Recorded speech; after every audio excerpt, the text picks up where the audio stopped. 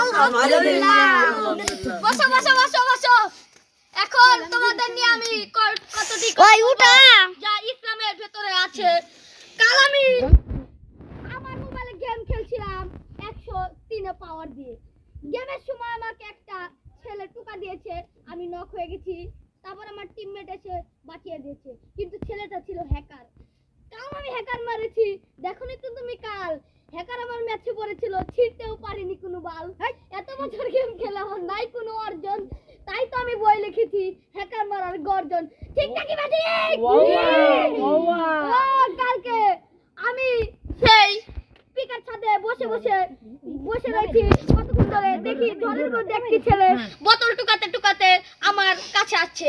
আমি আমার হাতের লাঠিটা থেকে টাকা দিয়ে আমি দুটো বাড়ি মেরে দিলাম। ছেলেটা একদম পাছা ঢুলে বসে পড়লো। তার টিমমেট দেখি তার জন্মস্থানে বসে তার বাচ্চাদের জন্ম দিচ্ছে। আমি দুটো ডিম ছুড়ে পারলাম, 5 150 ড্যামেজ খেলো। ঠিক নাকি? ঠিক। 150 ড্যামেজ খাওয়ার পরে সে নক হয়ে গেল। তার বাচ্চা কাচ্চা এসে আমার কাছে প্রতিশোধ নিতে আসলো। তার বাচ্চাকে আমি লাঠি দিয়ে দুটো বাড়ি মারিয়ে দিলাম। কেঁদে কেঁদে বললো, মা আমার দুধ দে। ঠিক নাকি?